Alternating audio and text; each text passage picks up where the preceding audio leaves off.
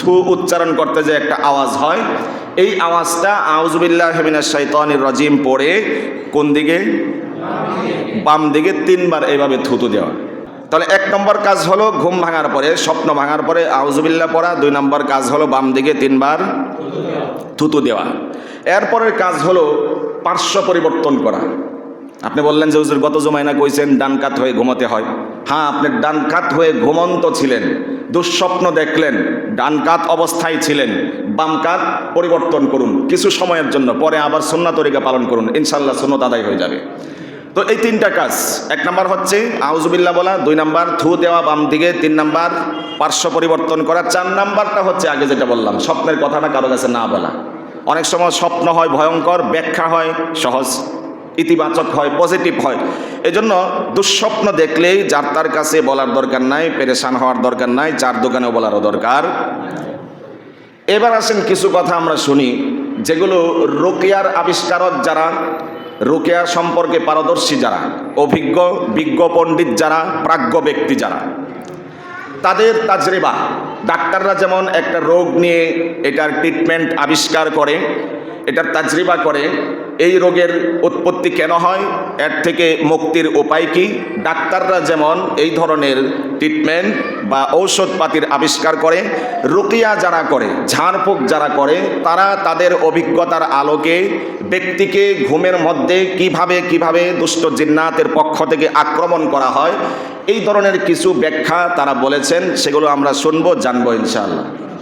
এর মধ্যে ঘুমের মধ্যে স্বপ্ন যোগে মাঝে মাঝে খাওয়া দাওয়া, এগুলো অনেকে দেখে থাকেন। ঘুমের ভিতরে খাওয়া দাওয়া, ঘুমের ভিতরে খাওয়া দাওয়া এটা স্বাভাবিক আবার অস্বাভাবিকও। সামনে রমজান আসতেছে, মাসালা আগে শুনে নেন। ঘুমের ভিতরে স্বপ্ন যুগে যত খেতে মন চায়, যত কিছু খেতে মন চায় খেয়ে নেবেন। ঘুমের ভিতরে স্বপ্ন যুগে রমজান মাসেও দিনে রাতে কেউ যদি খায় তাহলে রোজা ভাঙে না, মনে থাকবে। এবার আসুন, এটা কোনো রোগ না, কিন্তু কেউ যদি নিয়মিত নিয়মতান্ত্রিকভাবেই মাঝে মাঝে স্বপ্ন দেখে ঘুমের মধ্যে আজে বাজে জিনিস খায়, এবং এই স্বপ্নটা বেশিরভাগ দেখে দম্পতি যারা, স্বামী স্ত্রীর স্ত্রী যারা, এবং যারা সন্তান সম্ভাবা, তারা এই জাতীয় স্বপ্নগুলো বেশি দেখে থাকে। এবং এই স্বপ্ন ঘুমের ভিতরে বারবার খাওয়া দাওয়ার স্বপ্নের এই তাজরেবা, রাকিদের আবিষ্কার হচ্ছে গর্ভের ভিতরে যদি বাচ্চা থাকে, সেই বাচ্চাটাকে শয়তান বারবার হাবিজাবি খাওয়ায় নষ্ট করে দেয়। এটা আমি আবারও বলছি, রাকিদের আবিষ্কার, কোরআন আর হাদিস থেকে বলছি না, রাকি যারা তাদের আবিষ্কার। এবং আমরা নিজেরাও দেখছি বাস্তবতা। আমরা এক রোগীর কাছে গিয়েছিলাম, সেই রোগীর সমস্যা হইল স্বপ্নে ভালো ভালো খায়, বছরের পর বছর যায়, বাচ্চা পেটে আসে আবার চলে যায়, বাচ্চা কনসেপ্ট হয় না। তো পরবর্তীতে জিন হাজির হওয়ার পরে, জিজ্ঞাসাবাদের পরে যে রিপোর্টটা দিয়েছিল, তার একটা রিপোর্ট ছিল যে তাকে আমার ভালো লাগে, এই জন্য তার বাচ্চা গর্ভে আসতে আমি দেই না। তো যেই জিন দাবি করে তারে আমার ভালো লাগে কোনো কারণ ছাড়াই, ছোট্টবেলা থেকেই তার উপরে আমি সোয়ার হয়ে আছি, তার উপরে আমি ভর করে আছি, এই জাতীয় জিনের নাম দেওয়া হয়েছে আশিক জিন। কি জিন? ইংরেজিতে বললে লাভার জিন। কি জিন? আর যদি বাংলাতে বলেন প্রেমিক জিন। কেন ভাল লাগছে? ভাল লাগছে, কোনো কারণ নাই। হ্যাঁ, কিছু কারণ আছে, এগুলো আমরা সময় সাপেক্ষে ইনশাল্লাহ সামনে বলবো। তো আশিক জিন ভর করে ব্যক্তির উপরে, বিশেষ করে মেয়েদের উপরে। কাউকে ছোট্টবেলা থেকেই ভালো লাগে, তার রূপ লাবণ্য, তার সুদর্শনা চেহারা, আকর্ষণীয় চেহারা, এগুলোর প্রতি সে বিমোহিত হয়ে তখন থেকে তার পিছ নেয় এবং তার প্রতি আসক্ত হয়, এবং যত বছর থাকতে পারে থাকতে থাকে। এইভাবে লুকোচুরি করে, আড়ালে অন্তরালে সংগোপনে এইভাবে ব্যক্তিকে রোগাক্রান্ত করে ফেলে। বাচ্চা বছরের পর বছর আসতে দেয় না। হাজার কবিরাজ খাওয়াইলেন, ডাক্তার খাওয়াইলেন, দেশের বাহিরে গেলেন, কিন্তু সবাই আশ্বস্ত করে বাচ্চা আসে না। একবার যদি কোরআনের চিকিৎসার কাছে যেতে পারেন, বাস্তবতা যদি এমনই হয় অদৃশ্য কোনো শক্তি, লাভার জিন বা আশেক জিন তাকে আক্রান্ত করে রেখেছে, বাচ্চা অ্যাকসেপ্ট হতে দেয় না, তাহলে আশা করি কোরআন আর সুন্নাহর চিকিৎসা নিলে বাচ্চা কনসেপ্ট হবে ইনশাআল্লাহ। তো দুষ্ট জিনের একটা হচ্ছে আশিক জিন। আশিক জিনের একটা কাজ হচ্ছে পেটের বাচ্চা নষ্ট করে দেওয়া। এর একটা প্রক্রিয়া হচ্ছে ঘুমের ভিতরে কোনো কিছু খাওয়ানো, মাকে, বোনকে, গর্ভবতী মাকে অথবা সন্তান সম্ভাবা মাকে ঘুমের ভিতরে স্বপ্নযোগে কিছু খাওয়ানো, এটা বাচ্চা নষ্ট হওয়ার একটা আলামত। আশিক জিনের আর একটা কাজ সাজে শোনেন। আশিক জিন আপনারা অনেক সময় দেখেন যে মেয়েটার বয়স হয়েছে 22 বছর 23 বছর হয়ে যাইতেছে, বিয়ে হয় না। এই অভিযোগ অনেকের থাকে না? সমাজের অনেকের এই অভিযোগ থাকে যে শেষ পর্যায়ে হুজুর মেয়েটার বিয়ে হয় না। হিন্দু মুসলমান সবারই এই অভিযোগ আছে, মেয়েটার বিয়ে হয় না। অথবা ছেলেটার সুন্দর সুদর্শন, দেখতেও স্মার্ট হ্যান্ডসাম, সব দিক থেকেই উপযুক্ত, শিক্ষায় দীক্ষায় কর্মে সব দিক থেকেই যোগ্য উপযুক্ত, কিন্তু বছর যায় বিয়ে হয় না। আছে না এমন? আবার দেখা যায় মেয়ে পক্ষ আসছে বা ছেলে পক্ষ আসছে, আসার পরে পাত্রকে বা পাত্রীকে এবং পাত্র পাত্রীর যে যা কিছু আছে ব্যাকগ্রাউন্ড সব কিছুই পছন্দ হয়েছে, বাড়িতে গিয়ে ফোন দিয়ে কয় চলবো না। এমন আছে না সমাজে বাস্তবতা? সব ওকে, পছন্দ সই, সব কিছু সই, কেউ কিছু বলে নাই, বাড়িতে গিয়া কয় না হবে না। এরকম অনেক আছে। এইগুলোর পিছনে নেপথ্য কারণ যেটি রাকিদের আবিষ্কার অনুযায়ী, তারা বলেন ওই ব্যক্তিকে আশিক জিন আক্রমণ করে রেখেছে। আশিক জিন চায় যে সে শুধু আমার হয়ে থাকবে, আমি শুধু তার হয়ে থাকব, তাকে অন্যের কাছে যেতে দিব না, তাকে আরেকজন লাইক করুক পছন্দ করুক এটা হতে দিব না, তাকে শুধু আমি চাই। এটা হচ্ছে আশিক জিনের কাজ। যার কারণে ছেলেটার বিয়ে হয় না, যার কারণে মেয়েটা উপযুক্ত হওয়ার পরেও বিয়ে হয় না। যার কারণে বললে ভুল হবে, এটাও একটা কারণ। অন্য কারণ থাকতে পারে, এটাও একটা কারণ। এইভাবে বললে মনে হয় কথার সহি হয়, শুদ্ধ হয়। তো আশিক জিন চায় না যে আপনি অন্য কারো হন। এগুলো দুনিয়ার আশেক মাসুক যারা আছে তাদের ভিতরে নমুনা আছে না নাই? তুই শুধু আমার, তুই আর কারো হইতে পারবি না, তোরে ছাড়া আমি বাঁচবো না, মরবো না, এগুলো আছে না বাস্তবতা? তো এইভাবে ওই জিন যারা বদজিন আশেক জিন, তারাও চায় না সেখানে অংশীদারিত্ব আর কাউকে দিতে। হ্যাঁ, আমি এমন অনেক ফ্যামিলি সম্পর্কেও জানি যাদের বৎসরের পর বৎসর অশান্তি চুপি সারে লেগেই থাকে, নেপথ্য কারণ জানা থাকে না। যদি জাস্টিফাই করেন কোরআন সুন্নাহর আলোকে, হতে পারে যাচাই করে দেখতে পারেন কোনো দুষ্ট আশিক জিন তার প্রতি আসক্ত হয়ে আছে, যুগ থেকে যুগান্তরে, যুগের পর যুগ তার প্রতি আকৃষ্ট হয়ে আছে, যার কারণে স্বামী স্ত্রীর বন্ধন অটুট অবিচল থাকুক, এটা সে চায় না। দুজনের মধ্যে ফাটল সৃষ্টি করে রাখতে চায়, কারণ সে তার অংশীদারিত্ব অন্য কেউ নেউক সেটা চায় না। তার আশেকার প্রতি, তার মাসুকের প্রতি আরেকজন নজরদারি করুক, ভালোবাসার পরশ বোলাক, আশিক জিন সেটা চায় না। এজন্য অনেক ফ্যামিলিতে স্বামী স্ত্রীর মধ্যে অযথা শুধু কোনো কারণ ছাড়াই দ্বন্দ্ব, বিবাদ, বিদ্বেষ লেগেই থাকে। বাস্তবতা আছে না নাই? মনে করবেন এটাও একটা কারণ হতে পারে। এগুলো কোরআন সুন্নাহর আলোকে জাস্টিফাই করা উচিত। কোনো এক রোগীর কাছে আমরা গিয়েছিলাম, সেই রোগীর এক রিপোর্ট ছিল, বাচ্চা কনসেপ্ট না হওয়ার পিছনে এক রিপোর্ট ছিল, তাকে স্বপ্ন যুগে ওই জিনটা নিয়মিত খাবার খাওয়ায়। আর একটা রিপোর্ট ছিল, স্বামী তার সাথে অসৎ আচরণ করে, খারাপ বিহেভ করে, খারাপ আচরণ করে এবং মারধর করে, মিথ্যা কথা বলে। এই জাতীয় কিছু বক্তব্য মন্তব্য জিনের পক্ষ থেকে ছিল। এবং আসলে বাস্তবতা, আমরা সেই স্বামীকে জিজ্ঞাসাবাদ করেছিলাম যে আসলেই কি আপনি তার সাথে মিথ্যাচারিতা করেন, মিথ্যার আশ্রয় নেন, ঘন ঘন তার সাথে অনেক কিছুই আছে, সব নাই বললাম। তাদের ভিতরে বাকবিতণ্ডতা আর বনাবরি না হওয়ার নেপথ্য কারণ ছিল জিনের অভিযোগ, আশিক জিনের অভিযোগ যে সে তার সাথে মিথ্যা কথা বলে এবং তার প্রতি খারাপ আচরণ করে। এটা আমি সহ্য করতে পারি না, এই জন্য আমি তারে ধরছি, তার সাথে আছে, ক্ষতি করবো না। আশিক জিনের একটা এই ভাওতাবাজি কথা হইলো, আমি তারা ভাল লাগে কিন্তু তার কোনো ক্ষতি করবো না। এই রিপোর্টটা হচ্ছে আশিক জিনের। আরো একটি আশিক জিনের আমরা কারগুজারি আপনাদের সামনে তুলে ধরছি। আশিক জিন তার নির্দিষ্ট ব্যক্তিকে, যেই ব্যক্তিকে সে পছন্দ করে, লাইক করে, তাকে মাঝে মাঝে শারীরিকভাবে ক্ষতিও করে রাখে। এটা তার অভিমান। দুনিয়ার জগতে আশিক মাসুক একজন আরেকজনের সাথে অভিমান করে, অভিমান করে। রাগ আর অভিমান এক জিনিস না, কাছাকাছি অর্থ হলেও এক জিনিস না। রাগের এক অর্থ থাকে, অভিমানের ভিন্ন এক অর্থ থাকে। অভিমান এই শব্দ প্রয়োগের ভিন্ন খাত থাকে। তো দুনিয়ার আশিক মাসুকরাও একজন আরেকজনের সাথে অভিমান করে। ঠিক তেমনিভাবে ওই আশিক জিন যারা আছে তারাও নির্দিষ্ট ব্যক্তির সাথে অভিমান করে। অর্থাৎ জিনটা চায় সে এইভাবে চলুক, কিন্তু সে চলছে এইভাবে। যখন উল্টো সিধা করে অথবা তাকে প্রোটেক্ট করার জন্য অন্য জিন্নাতের আক্রমণ থেকে, জাদুটনা থেকে, ব্ল্যাক ম্যাজিক থেকে তাকে রেহাই করার জন্য, তখন আশিক জিন যে আসে সে প্রতিপক্ষ হয়ে দাঁড়ায়, সামান্য একটা খুঁত তৈরি করে দেয় রোগের উপরে, তখন অন্য জিন্নাকে আর আক্রমণ করতে পারে না। এটাও বাস্তবতার আলোকেই বলছি, অভিজ্ঞতা থেকে বলছি। জিনে ধরা রোগীর কাছে গিয়েছিলাম, সামান্য ঝাড়ফুঁক করার সাথে সাথে শরীরে হাজির। মুখটাকে সে বাঁকা করে দিছে, একবার মুখ বাঁকায়া দিছে, পাও একটা অবশ করে দিছে। জিন হাজির হলো, সে তার পরিচয় বর্ণনা করলো। আমি তার পছন্দ করি অনেক আগ থেকে, তার আমল তার আচার ব্যবহার ভালো লাগে, এই জন্য আমি তার প্রতি আসক্ত হয়েছি, আমি তার কোনো ক্ষতি করি না। এই ক্ষতিটা কে করলো? এটা আমিই করছি। মুখ কে বাঁকাইলো?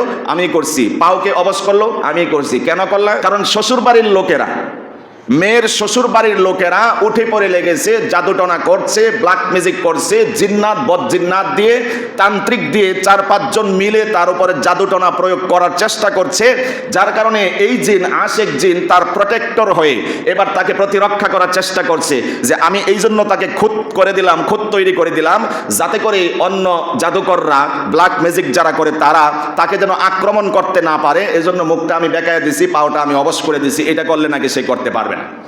তো যাই হোক, পরবর্তীতে চাপ দেওয়ার পরে বলে যে আমি এটা পারবো না, এটা জাদু করার হয়েছে। প্রথম একবার এক এক কথা বলে। জিনেরা খুব মিথ্যা কথা বলে, খুব মিথ্যা কথা বলে দুষ্ট জিনেরা।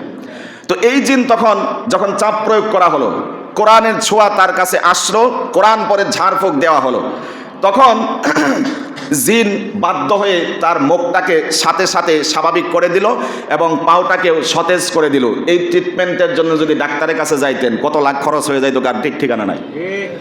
কইলো এটা অচেতন হয়ে গেছে, পাও কি হয়েছে আপনার, প্যারালাইসিস হয়ে গেছে, মুখে এই সমস্যা, এতদিন পর্যন্ত আইসিইউতে থাকতে হবে। অবজ্ঞা করছি না, অনেক সময় হয় এরকম, ডাক্তারও আছে কসায়ও আছে। কথা বলেন না? ডাক্তার নামের কষায় আছে না নাই? কিছু হইলেই আপনার আইসিইউতে হান দেয়, আপনার ওই জায়গা মতো হান দেয়। দেন আগে জিগায় করেন কি, ইনকাম সোর্স কি। যদি শুনে গ্রামের কৃষক তাইলে সিরিয়ালে থাকেন, আর যদি শুনে টেকাওয়ালা তাইলে সিরিয়াল ভাঙ্গে আগে ঢোকেন। এমন আছে না নাই? আমি সব ডাক্তারদেরকে ইনসাল্ট করছি না, যারা ডাক্তার নামের কষায় তাদের কথাই বলছি। তো এই যে জিন তার মুখ বাঁকায় রাখছে, জিন তার পাও অবশ করে রেখেছে, এটার জন্য জিন দায়ী ছিল। এবং যেমন তেমন জিন, আশিক জিন, লাভার জিন, সে তাকে এইভাবে ক্ষতিগ্রস্ত করে রেখেছে। তো এই জন্য মাঝে মাঝে কিছু শারীরিক অসুস্থতা আসতে পারে, যেগুলো ডাক্তারি চিকিৎসায় সুস্থ করা সম্ভব না। বরং যদি আশিক জিন বা অন্য কোনো জিন্নাতের পক্ষ থেকে এইভাবে ক্ষতিগ্রস্ত করে রাখা হয়, তাহলে কোরআন আর সুন্নাহর যে ট্রিটমেন্ট রয়েছে সেটার আলোকেই তাকে ট্রিটমেন্ট দিতে হবে। কিছু ছেলে পেলে আছে, বয়স হয়েছে বিয়ে শাদীর, কিন্তু বিয়ের নামটাই শুনতে পারে না। হ্যাঁ, আমি এখন বিয়ে করবো, কামাই করি না এখন পর্যন্ত, আরও বড় হয়ে গেল, আরও বয়স হোক। আবার কিছু মেয়েও আছে, বিয়ের কথা শুনলেই অনীহা জাগে, ঘৃণা জাগে, এবং পাত্রপক্ষ পাত্রীপক্ষ আসলে তারা যেন তাড়াতাড়ি এখান থেকে চলে যায়, এই টেনশনে থাকে। এমন কিছু রোগেও আছে। আপনি কোরআন আর সুন্নাহর আলোকে জাস্টিফাই করে দেখবেন, হতে পারে তাকে আশিক জিন আক্রমণ করে রেখেছে, যার কারণে জিন চাইতেছে তোর বিয়ে হওয়ার দরকার নাই, তুই আমার সাথেই থাকবি। এবং জিনেরা কিভাবে বলি, ফিজিক্যাল রিলেশনও করে মানুষের সাথে। জিনেরা ফিজিক্যাল রিলেশনও করে স্বপ্নযোগে, ঘুমের ভিতরে। অনেক ছেলেদের, অনেক মেয়েদের বাজে কিছু অভ্যাস থাকে, খারাপ অশ্লীল কিছু অভ্যাস থাকে। এই অশ্লীল অভ্যাসগুলোর জন্য অনেক ক্ষেত্রে সেই দুষ্ট জিনরা দায়ী থাকে। অর্থাৎ তাকে উত্তেজিত করে রাখে, সিরিয়াস করে রাখে সারাক্ষণ। সে সুযোগ পেলেই বা পরিবেশ পেলেই নোংরা এই জাতীয় অশ্লীলতার সাথে সময় ক্ষেপণ করতে থাকে। যদি আশিক জিনের চোখ পড়ে থাকে তাহলে বুঝতে পারেন যে এটাও কারণ হতে পারে ব্যক্তির উপরে আশিক জিনের প্রভাব বিস্তার হয়েছে। তার প্রভাব পড়ার কারণেই সে এখন অশ্লীলতা আর নোংরামিতে সারাক্ষণ নিমজ্জিত থাকে। এমন যদি কারোর রোগ হয়ে যায়, শুধু ডাক্তার না, বরং কোরআনের যারা ট্রিটমেন্ট দেয় তাদের দ্বারস্থ হওয়ার দরকার আছে। তো ব্যক্তি অনেক সময় বিবাহের প্রতি অনীহা প্রদর্শন করে, অনীহা প্রকাশ করে, বিবাহের প্রতি আকর্ষণ থাকে না। এই জাতীয় ব্যক্তিদেরকে অনেক সময় আশিক জিন আক্রমণ করে থাকে। আবার কিছু রোগী আছে, একা একা থাকতে ভালো লাগে, জনসমাজের সাথে মিচিং করে থাকতে মনে চায় না, একা নির্জনে নিরিবিলি পরিবেশে দরজা আটকায় থাকতেই সারাক্ষণ ভালো লাগে। এদের উপরে অনেক সময় আপনার এই আশিক জিনের প্রভাব পড়ে থাকে, যার কারণে ব্যক্তি মহল তার কাছে ভালো লাগে না, একা একা থাকতেই ভালো লাগে। এমন যদি কোনো ছেলে ফেলে মেয়ে একা একা থাকতে চায়, আমি আপনাদেরকে পরামর্শ দিই, কোরআনের চিকিৎসা নিন, সাথে সাথে বাচ্চাদেরকে পর্যাপ্ত সময় দিন। বাচ্চাদেরকে একা থাকতে দিবেন না, বিশেষ করে বড় আয়নাওয়ালা মোবাইলটা বা ছোট মোবাইলটায় বাচ্চাদের হাতে তুলে দিবেন না। এই জমানার যেই মেয়েটার 7 বছর বয়স তার হাতেও তুলে দিবেন না। এই জমানার যেই ছেলেটার 8 বছর বয়স তার হাতেও টাচ মোবাইল তুলে দিবেন না। আমি জানি হাজারও যদি এক একজনের পায়ে ধরেও যদি আমি বলি মোবাইল দিবেন না, জুম্মার পরে গিয়ে দিবেন, এমন অনেকে আছে। কারণ এটা তো আমরার কথা। এটা যদি টিভির অ্যাডভার্টাইজ দিয়ে কইতো যে এটা করলে এই ক্ষতি, এটা না করলে সেই ক্ষতি, তাইলে পরের দিন থেকে আমল শুরু হয়ে যেত। রাসূলের সুন্নাহ মেসওয়াক আধুনিক চিকিৎসা বিজ্ঞান আবিষ্কার করেছে যে মেসওয়াকের মধ্যে এত ফায়দা, এত উপকার। ডাক্তারি চিকিৎসায় অর্থাৎ 70-এর অধিক চিকিৎসা আল্লাহ রাব্বুল আলামিন মেসওয়াকের মধ্যে রেখেছে। 1450 বছর আগে একজন মনীষী এই অ্যাডভাইস করে গিয়েছেন। 1450 বছর ধরে সাহাবায়ে কেরাম, তাবেঈন, তাবেঈন, আইম্মাতুল মুজতাহিদিন, মুহাদ্দিসিন, মুফাসসিরিন, উম্মতের উলামায়ে কেরাম এবং এই সময়ের এই মসজিদের ইমাম এবং সব মসজিদের ইমামরা বলেই যাচ্ছে মেসওয়াকের এই ফজিলত।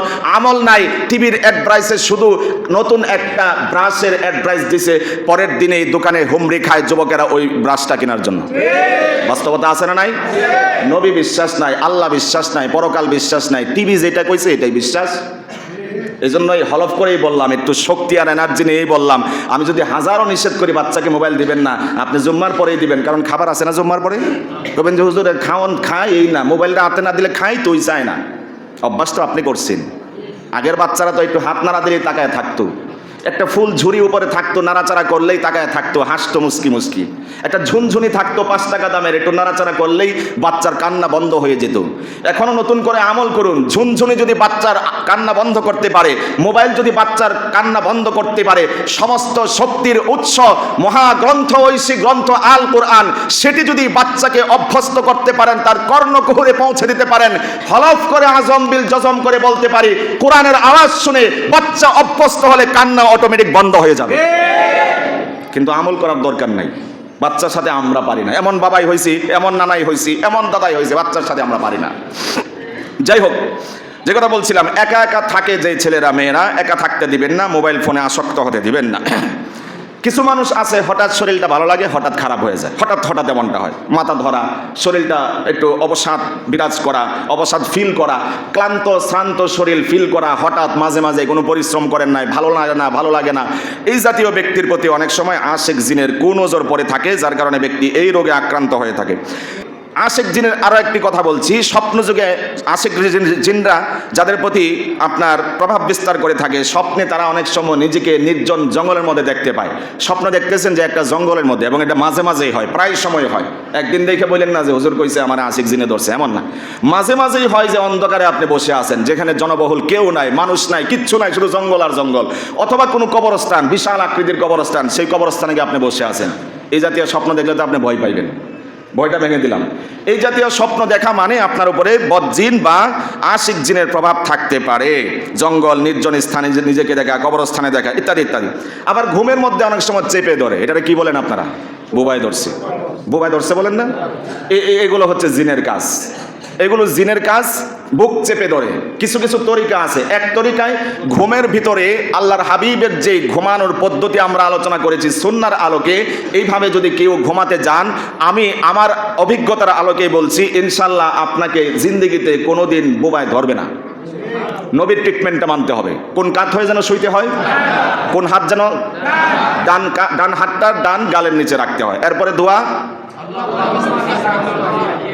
এরপরে আমরা আশিক জিনের কিছু কথা বলে শেষ করছি। কেন আশিক জিন কেন ভর করে? এর কয়েকটা কারণ।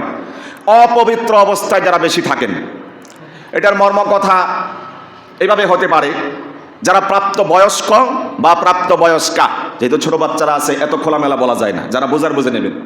দেখা যায় যে তার নাইট প্রেশার বলে হয়েছে ছেলেদের, কিন্তু এইভাবে সে ঘুমিয়ে আছে, আর ফরজ গোসল সে সারলো না, নোংরা অবস্থাতে এভাবেই তার জীবনযাপন চলছে। এই লোকটাকে আশিক জিন টার্গেট করতে পারে, কারণ জিনেরা নোংরা আবর্জনা এগুলো খুব পছন্দ করে। তো এই ব্যক্তিকে আশিক জিন ধরতে পারে, সম্ভাবনা রয়েছে। অথবা মেয়েদের প্রত্যেক মাসের যে নিয়ম চালু আছে, সেটার থেকেও পবিত্রতা হাসিল করে না। তার যেটা নিয়মিত সময় খাল, সেটা চলে গিয়েছে, এরপরেও শীতের সিজন গোসল করতে চায় না, 2 দিন 3 দিন 4 দিন চলে যাইতে থাকুক। এই যে নোংরা অবস্থায় যে মেয়েরা আছো, যে মায়েরা আছেন, এইভাবে যদি থাকেন, অবহেলা করেন, তাহলে আশিক জিনের নজর এদিকে পড়তে পারে, বদ জিনের নজর পড়তে পারে। এজন্য পবিত্র থাকার সর্বোচ্চ চেষ্টা করা। আরেকটা কথা আনুষঙ্গিক বলেই ফেলি, মা বোনদের প্রত্যেক মাসের যে নিয়ম চালু আছে, এরপরে এটার একটা প্রোটেক্টর থাকে, এটাকে সেভ করার জন্য, নাপাক থেকে নিজের গাকে বাঁচানোর জন্য একটা প্রোটেক্টর থাকে। তো এইটা আমরা যেমন তেমন জায়গায়, যত্রতত্র, যেখানে সেখানে ফেলবো না, খুব খেয়াল রাখি। এটা হয়তো আমরা অনেকে নতুন শুনছি, আমি এগুলো রিসার্চ করে তারপরে বলছি, আজগুবি গাজাগুরি কথা না, বানান্যা কথা না। এগুলো যত্রতত্র ফেলানো ঠিক না, উচিত না। কেন? এই রক্ত দিয়ে রক্ত বান মারা হয়। নাউজুবিল্লাহ বলেন। এদের রক্ত দিয়ে রক্ত বান মারা হয় যারা তান্ত্রিক। ওই যে দেখেন না বিভিন্ন জায়গায় পোস্টার, কামরূপ কামাখ্যা থেকে অভিজ্ঞতা প্রাপ্ত তান্ত্রিক অমুক চি চি চি চি, শেষে একটু মনে হিন্দু মুসলমান বিভিন্ন ধর্মের থাকে। একটাও নিজের এলাকায় দেখবেন না। খবরদার ধোঁকা খেতে যাবেন না। ফোন নাম্বারে কল করে নিজেরা খরচ করতে যাবেন না। বিভিন্নভাবে আপনাকে ফুসলিয়ে টাকা পয়সা যা আছে সব নিয়ে যাবে। এই জন্য আপনি সবচেয়ে সহজ বুদ্ধি এদেরকে চিনার যাচাই করার, আপনার নিজের এলাকায় একজন তান্ত্রিক নাই, চট্টগ্রাম খাগড়াছড়ির এই জায়গার পোস্টার বনগাঁও এসে লাগায় থুয়া যায়। আপনি বুঝেন না কত বড় ভাওতাবাজি এটা? কারণ এখানে যদি তান্ত্রিকগিরি করতে চায় জবাবদিহিতা আছে, পিঠের চামড়া হয়তো থাকবে না। চট্টগ্রাম খাগড়াছড়ির পোস্টার এত শত শত মাইল অতিক্রম করে বনগাঁও এসে লাগায় থুয়া যায়, তার মধ্যে ডাল মে কুছ কালা হয়। তো এই যে তান্ত্রিকদের একটা কুফরি মতবাদ হচ্ছে এমন, মা বোনদের এই রক্তটাকে তারা সংগ্রহ করে, এখন যদি আপনি যেমন তেমন জায়গা ফালাইয়া দিয়েছেন, ডাস্টবিন নাই, সেফটি নাই, এখানে সেখানে ফালাইয়া রাখছেন, সে মনে চাইলো সেটা দিয়ে আপনাকে ক্ষতি করবে। সে এই রক্ত দিয়ে রক্ত বান মারতে পারে এবং অন্য অন্য অনেক কিছু করতে পারে। এটা খাবারের সাথে মিশিয়ে দিতে পারে এবং এটা দিয়ে মানুষকে আসক্তও করা যায়। আবার কেউ প্রয়োগ করতে যায় না, খবরদার, কুফরি এগুলো। তো এই রক্তটাকে আমরা সেভ করব, অর্থাৎ যে কাপড়গুলো আছে বা প্রোটেক্টর আছে সেটাকে আমরা যেমন তেমন জায়গাতে ফেলাবো না। যদি সম্ভব হয় মাটির নিচে ফেলে দেওয়া, অথবা যদি তাই না পারেন সুন্দর করে প্যাকেট করে, কি যেন বলতে হয় বলছিলাম, বিসমিল্লাহ, বিসমিল্লাহ বলে আস্তে করে নিক্ষেপ করবেন। যিনি নিরাপদে রাখবেন তিনি কে? ওই যে প্রথম দিন আমরা বলছিলাম কিছু বাইরে ফেলাতে হলে কাটা হাড্ডি রাতের বেলা বিশেষ করে ফেলাতে গেলে আমরা বিসমিল্লাহ পড়বো, কারণ জিনের অভিজ্ঞতাগুলো আমরা শেয়ার করেছিলাম। বিসমিল্লাহ বললে জিন আর এখানে আক্রমণ করে না। ঠিক তেমনিভাবে প্যাকেট করে সেটাকে নির্দিষ্ট জায়গাতে, যেখানে মানুষের নজর না পড়ে, এই জাতীয় কোনো জায়গাতে আমরা ফেলার চেষ্টা করব। তাহলে আল্লাহ রাব্বুল আলামিন আমাদেরকে এই জাতীয় জিন্নাতের খপ্পর থেকে হেফাজত করবেন ইনশাআল্লাহ। আর একটা কথা বলে শেষ করছি, মাথায় যারা কাপড় রাখে না, মাথায় যারা কাপড় রাখে না, এদেরকে জিনের প্রভাব বিস্তার করে এদের উপরে। এটাও আমার অভিজ্ঞতা থেকে বলছি। জিন হাজির হওয়ার পরে জিজ্ঞাসাবাদ করা হলো, অমুকের কি সমস্যা, তমুকের কি সমস্যা। অনেকগুলো মেয়ের নামে সে কমপ্লেন করেছে তার চলাফেরা ঠিক নাই, মাথায় কাপড় রাখে না। এমন আছে না নাই? এই জন্য মাথায় কাপড় রাখার দরকার আছে না নাই? আল্লাহ রাব্বুল আলামিন আমাদেরকে বদজিন্নাতের আক্রমণ থেকে হেফাজত করুন, আল্লাহুম্মা আমিন। আর এই সব কিছু ট্রিটমেন্ট সবগুলো সাধারণত ঘুমের মধ্যে স্বপ্নযোগে হলে কি হয় এগুলোই বলেছি। আমল হচ্ছে সূরা ইখলাস 3 বার পড়বেন, সূরা ফালাক 3 বার পড়বেন, নাস 3 বার পড়বেন, আয়াতুল কুরসি পড়বেন, দোয়া পড়বেন, ইস্তেগফার পড়বেন, কালিমা পড়বেন। এগুলো পড়ে পড়ে হাতের মধ্যে ফু দিয়ে পুরা শরীরটা A to Z মাথা থেকে পা পর্যন্ত মেসেজ করে নেবেন। সুন্নত তরিকা ঘুমাতে যাবেন, ইনশাআল্লাহ আশিক জিন, দুষ্ট জিন আপনাকে প্রভাব বিস্তার করতে পারবে না।